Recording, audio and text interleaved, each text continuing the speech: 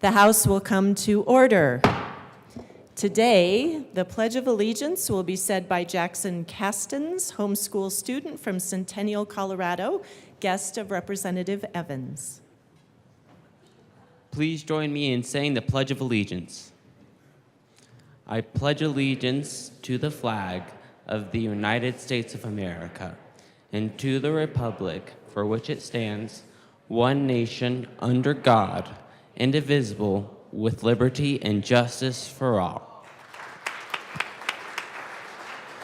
Mr. Schiebel, please call the roll.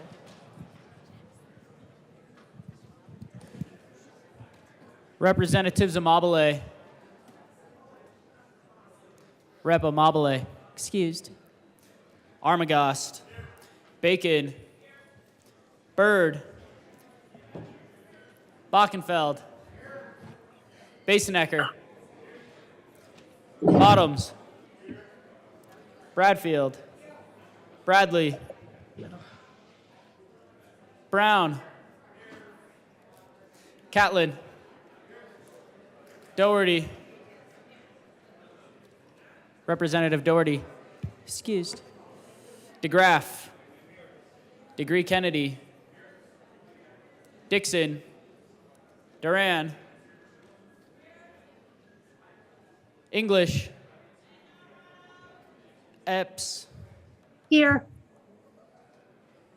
Evans. Frizzell. Froelich. Garcia. Representative Garcia. Excused. Gonzalez Gutierrez. Rep. Gonzalez Gutierrez.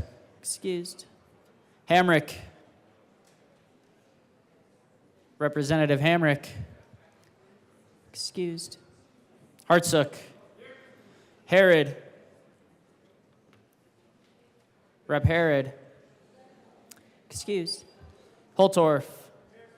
Judah. Joseph. Kip. Leader. Lindsay. Linstead. Rep. Linstead. Excused. Luck. Lukens. Representative Lukens. Excused. Lynch. Mabry. Representative Mabry. Excused. Marshall. Martinez. Morrow. Here. McCormick. McLaughlin. Michelson Janae is excused. Ortiz. Parenti. Puglisi. Ricks. Representative Ricks. Excused. Sharbini. Sirota. Snyder. Soper. Representative Soper. Excused. Story. Taggart. Titone. Valdez A. Representative Valdez. Excused. Velasco. Rep. Velasco. Excused. Vigil. Representative Vigil. Excused. Weinberg. Weissman. Wilford. Wilson. Winter. Woodrow. Young. Where did you? Representative Young. Excused. Oh, she's here. And Madam Speaker. Here.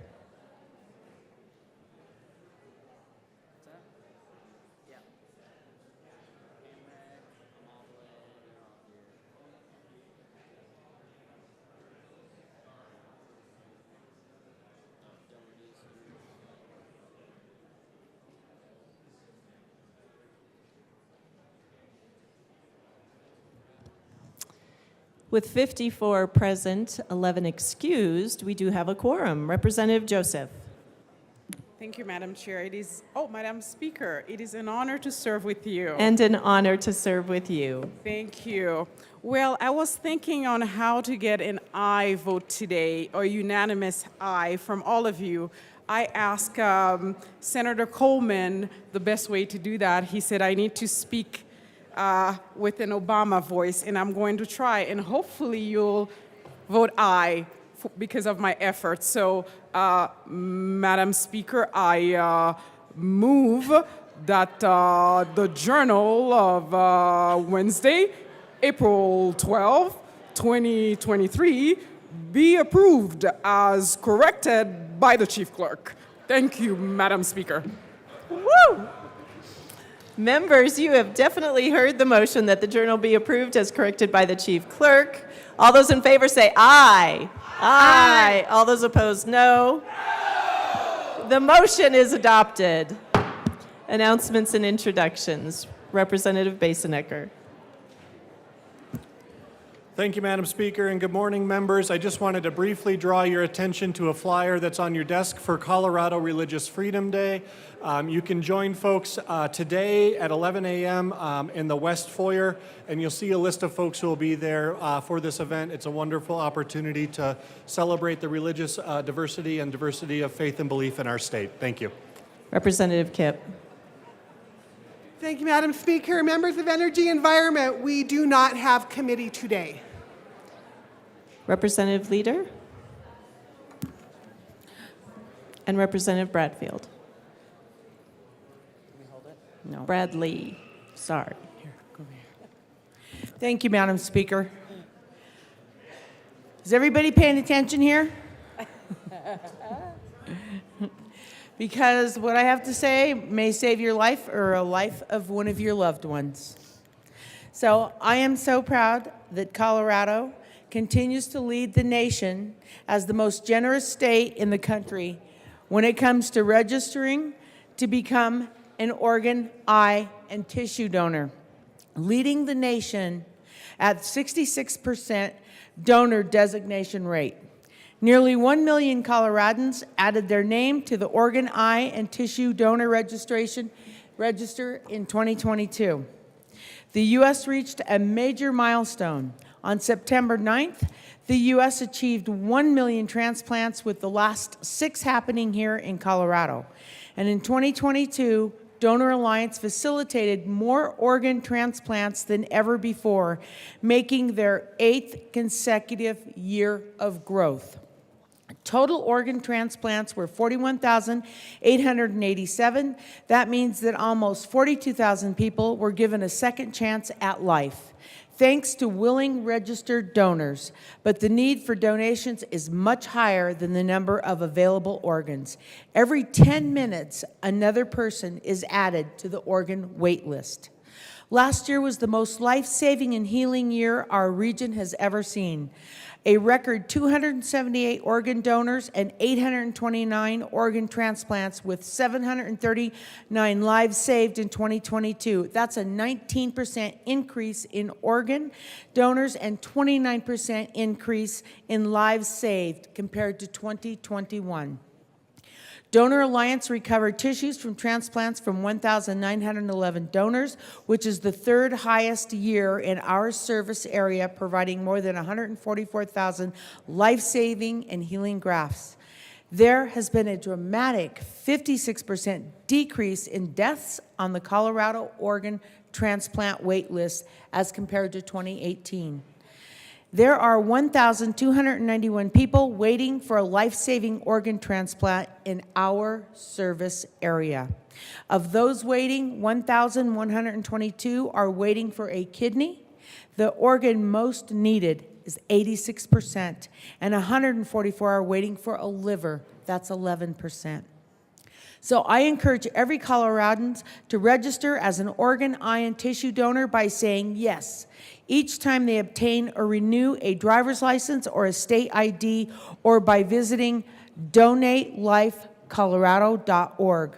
I also encourage everyone to learn the facts and to know that everyone, regardless of age or health condition, can sign up to be a donor. Everyone can sign up to give the gift of life at any age. April is a reminder to discuss donations with your family. Ask them to support your decision to save a life. Say yes to organ, eye, and tissue donations. One heroic choice can save and heal lives of so many.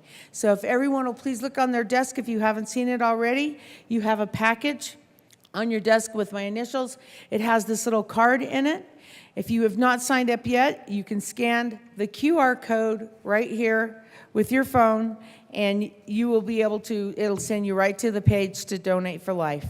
And it also has on here, because you can also be a live donor for kidney and liver transplants and many others.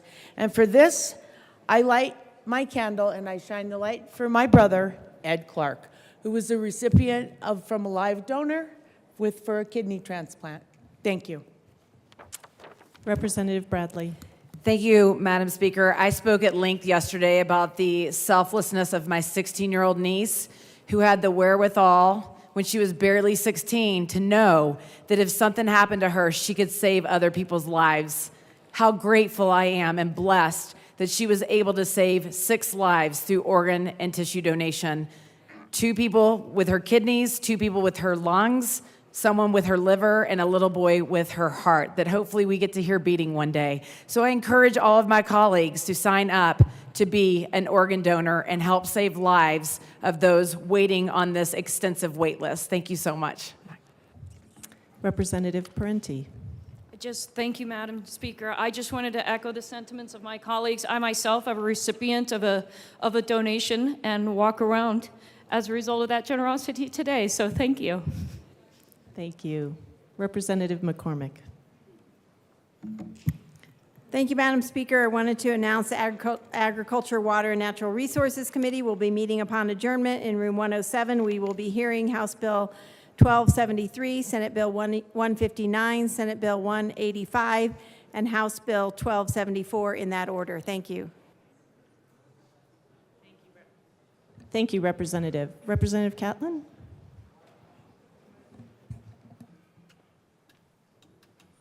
Thank you, Madam Speaker. It's an honor to serve with you. And an honor to serve with you. Thank you. Members, today is a special day. The town that raised me, Montrose, has had what they call a leadership class, which is now named Montrose U. What these folks do is they go through a 9-month training period where they become leaders in our community after they've gotten through that course. We have turned out some great people. That little town over there is well on its way to being one of the most successful communities in the state of Colorado. And it's done by the people that have graduated from Montrose U. Today, we have a group from Montrose U here as our guests. Please stand up. Give them a big hand.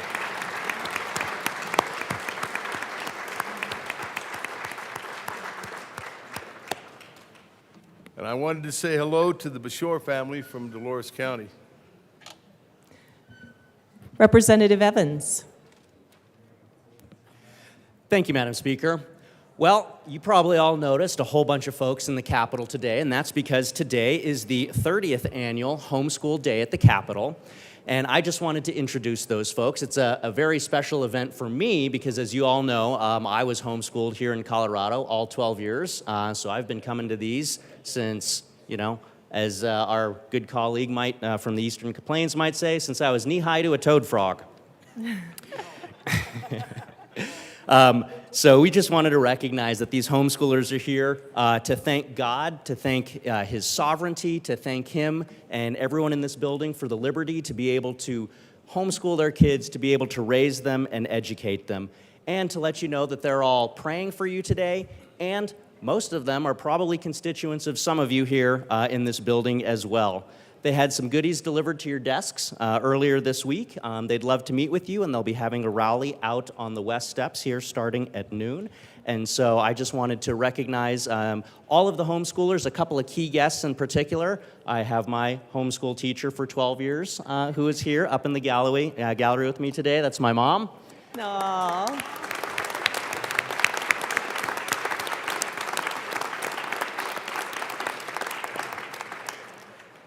We've got a couple of homeschool board members here on the floor. And then anyone else that's in the gallery, if you all would just stand and be recognized if you're a homeschooler. Thank you so much for coming today.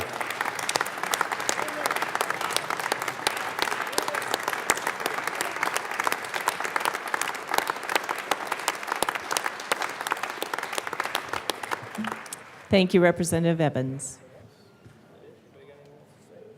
Minority Leader Lynch. I also want to welcome you guys to the Capitol and wondering, why aren't you in school? I will tell you, I hope you take advantage of this day. We all learn something every day in here, so enjoy this day, take it in, and figure out what you can. Make sure to talk to your representatives and let them tell you about their experience here. But thank you and welcome. Thank you. Representative Sirota. Thank you, Madam Speaker. Members of House Appropriations and those who have bills listed in appropriations, we will be meeting tomorrow morning at 8 a.m. in the Old State Library. Please be there and on time. Thank you. Madam Majority Leader. Thank you, Madam Speaker. I move to proceed out of order for consideration of resolutions. Seeing no objection, we will proceed out of order for consideration of resolutions. Mr. Schiebel, please read the title to House Joint Resolution 1020. House Joint Resolution 1020 by Representative Bradfield, also Senator Gardner, concerning honoring Police Officer Julian Becerra. Representative Bradfield. Thank you, Madam Speaker. I move for the adoption of HJR 1020 and request that it be read at length. Mr. Schiebel, please read our resolution. Whereas Julian Becerra, a police officer with the Fountain Police Department, departed this life on February 11th, 2023 at the age of 35. And whereas Officer Becerra was born on September 8th, 1987 in Chihuahua, Mexico, and moved to the United States with his family when he was only 10 years of age. And whereas Officer Becerra was a member of the Fountain Police Department in Fountain, Colorado for 4.5 years, where he served as a K-9 officer assigned to the Patrol Division and was affectionately known as JB. And whereas prior to joining the Fountain Police Department, Officer Becerra worked for the El Paso County Sheriff's Office from 2014 to 2018, first as a security technician for the county jail in Colorado Springs, Colorado, and later as a deputy sheriff, and was also a veteran of the United States Air Force. And whereas Officer Becerra died in the line of duty, safeguarding and protecting the community he had sworn to serve, having sustained critical injuries after a tragic fall from an overpass on February 2nd, 2023, while in foot pursuit of suspects. His end of watch on Saturday, February 11th, 2023 at 7:14 p.m. saw him surrounded by his family, friends, and loved ones, and he is survived by his wife and 2 children. And whereas the funeral procession in Colorado Springs for Officer Becerra, which began at Penrose Hospital and concluded at the El Paso County Coroner's Office, featured the participation of over 100 vehicles, exemplifying the tremendous outpouring of support and appreciation for Officer Becerra that has arisen from the law enforcement and the community at large in light of his passing. And whereas acknowledgement of Officer Becerra's heroism and commendable policing has poured in from all across the nation, with special recognition coming from every corner of Colorado, including Colorado school children whom Officer Becerra went out of his way to support and establish community connections with. The Mayor of Fountain, Sharon Thompson, many of Colorado's state and federal representatives, aspiring officers from the Pikes Peak Law Enforcement Academy who benefited from Officer Becerra's mentorship, the Colorado Springs Police Protective Association, and the Southern Colorado Law Enforcement Foundation, and in particular, the public servants of police departments, sheriff's offices and departments, and other law enforcement agencies throughout Colorado.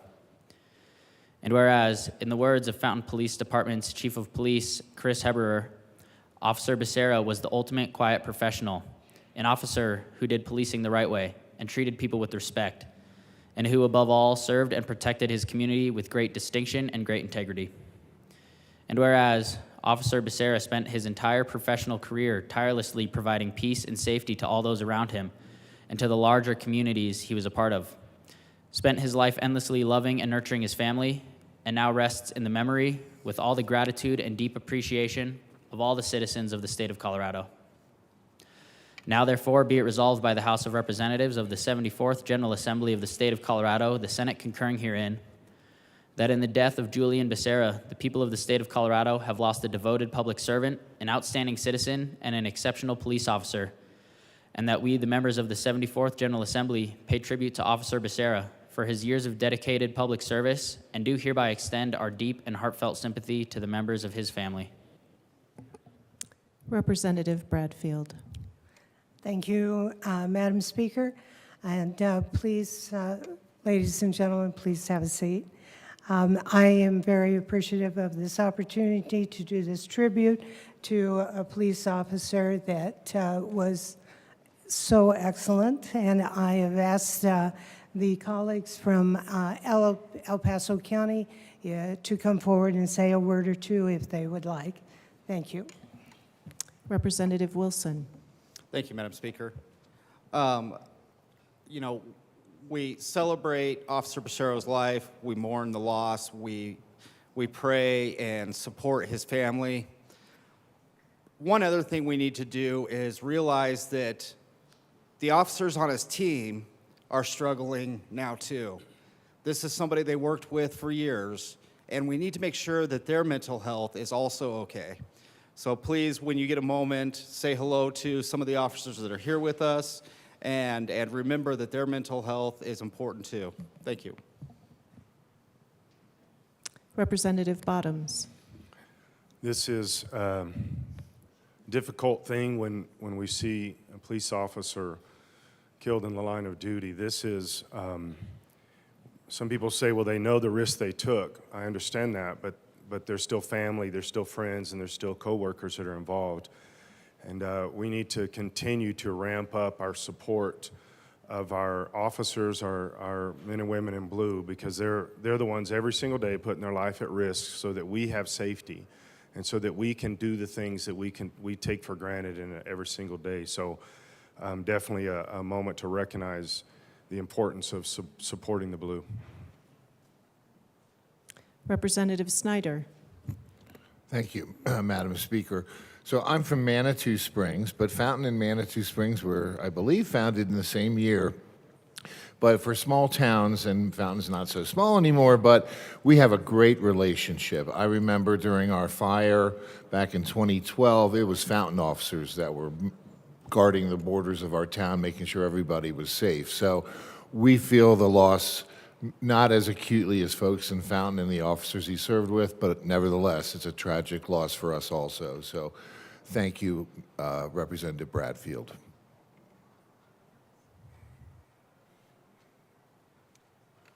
Representative Bradfield.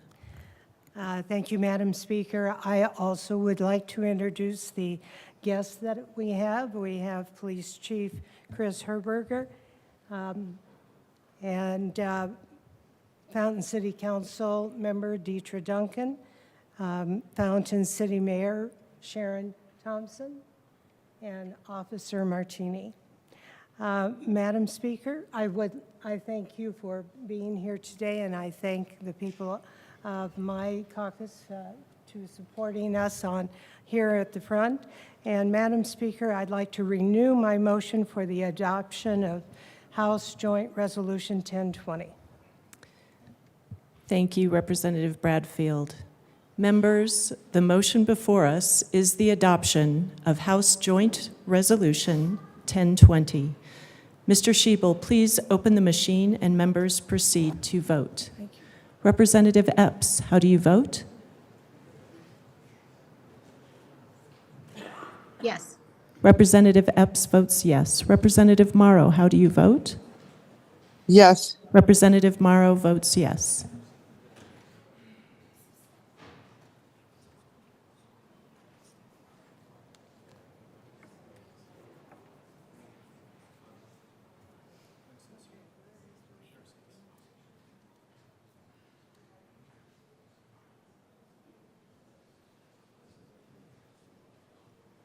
Representative Morrow voted yes.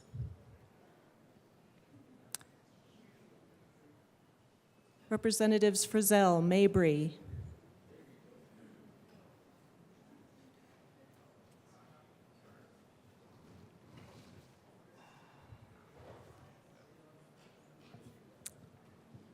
Representative Frizzell is excused.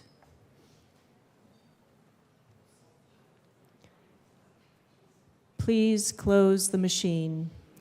With 61 ayes, 0 no, and 4 excused, House Joint Resolution 1020 is adopted. Co-sponsors.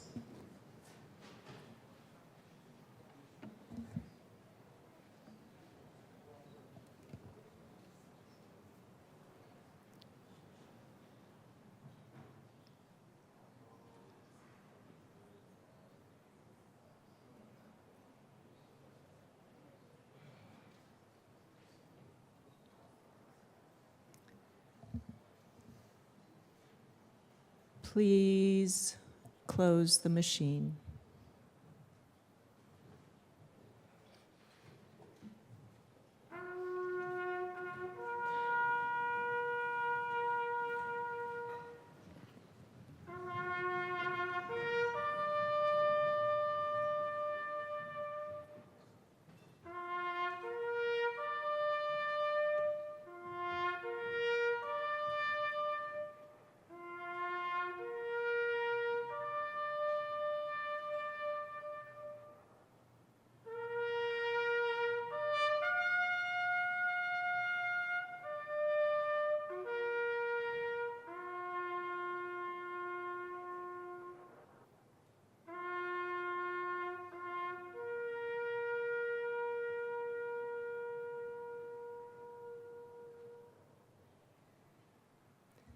Representative Bradfield.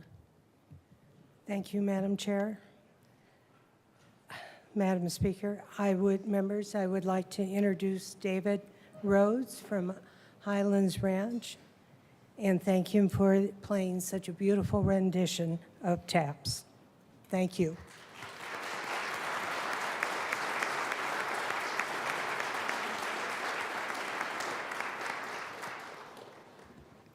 Thank you, members.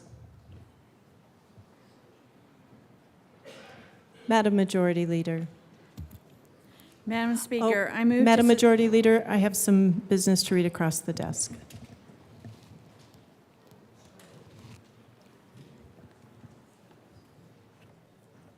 Mr. Schiebel, reports of committees of reference.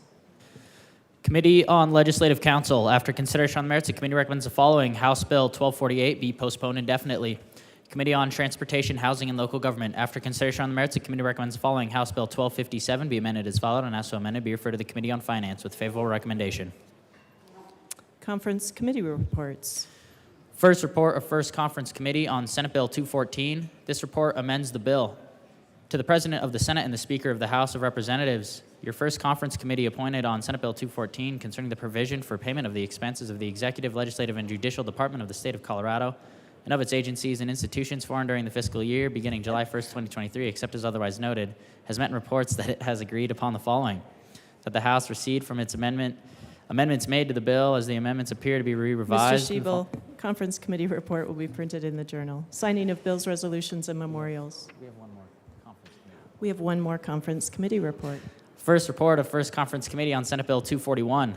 This report amends the re-revised bill. To the President of the Senate and the Speaker of the House of Representatives. Conference committee report will be printed in the journal. Signing of bills, resolutions, and memorials. The Speaker has signed Senate Signing Joint of Memorial bills, 6. resolutions, and memorials will be printed in the journal. We have additional reports of committees of reference.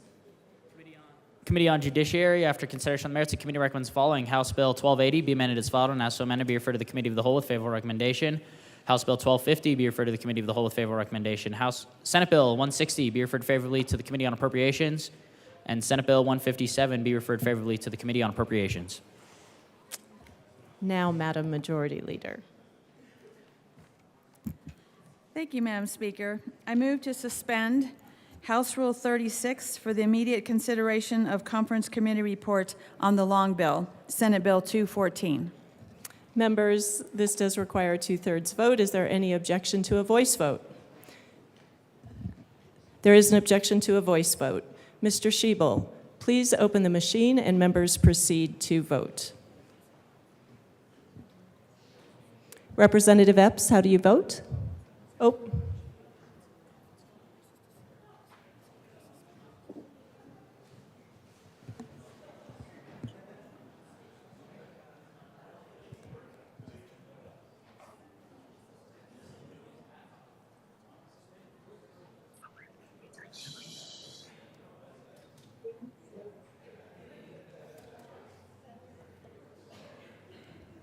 Representative Epps, how do you vote?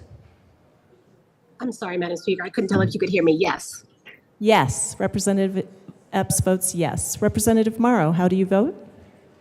Yes. Representative Morrow votes yes.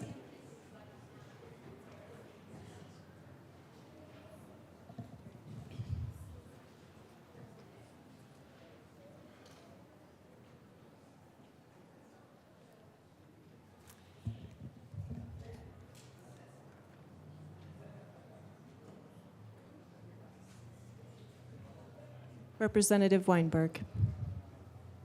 Please close the machine.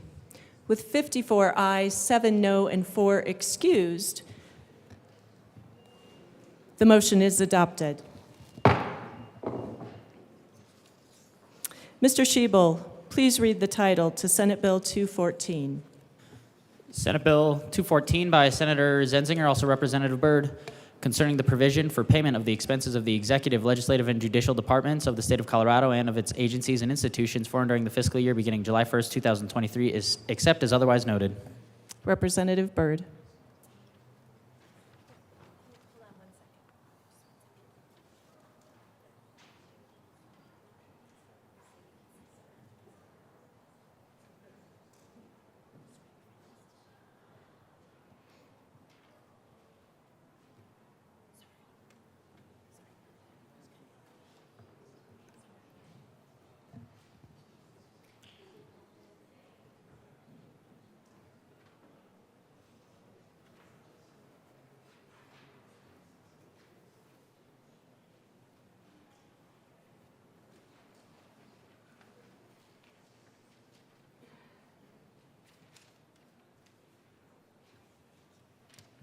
Representative Byrd.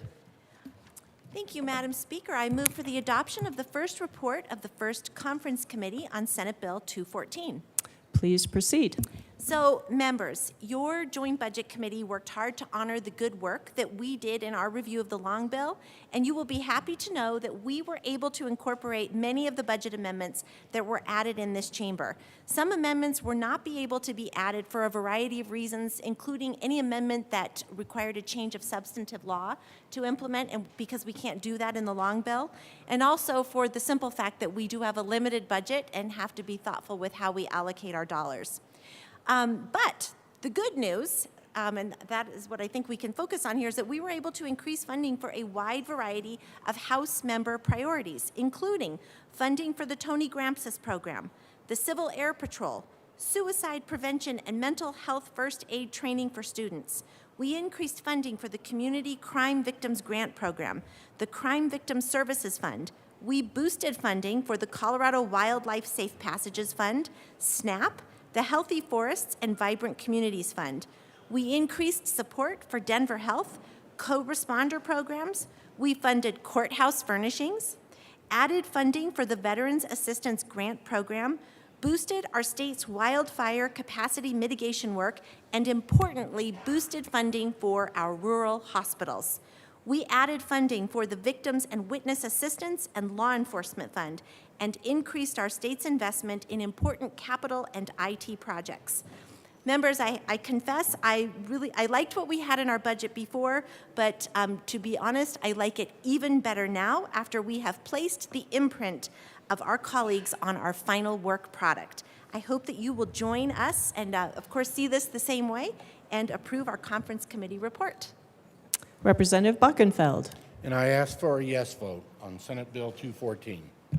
Seeing no further discussion, the question before us is the adoption of the Conference Committee report on Senate Bill 214. Mr. Schiebel, please open the machine and members proceed to vote. Representative Epps, how do you vote? Yes. Representative Epps votes yes. Representative Morrow, how do you vote? Yes. Representative Morrow votes yes.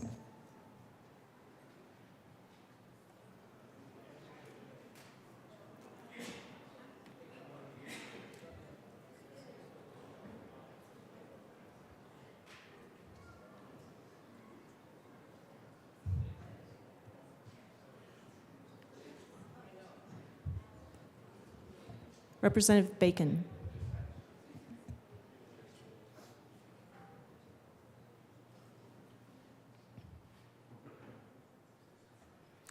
Please close the machine. With 56 aye, 5 no, and 4 excused, the Conference Committee report on Senate Bill 214 is adopted. Madam Majority Leader. Madam Speaker, I move the repassage of Senate Bill 214 as amended by Conference Committee report. The question before us is the repassage of Senate Bill 214 as amended by the Conference Committee report. Mr. Schiebel, please open the machine and members proceed to vote. Representative Epps, how do you vote? Yes. Representative Epps votes yes. Representative Morrow, how do you vote? Yes. Representative Morrow votes yes.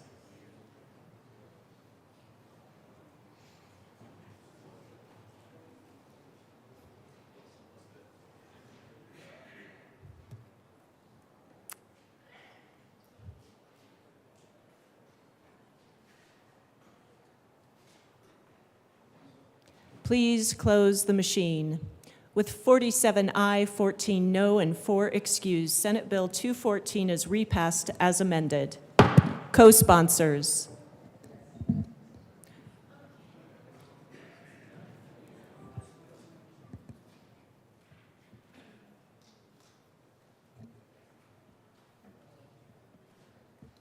Representative Epps, co-sponsors.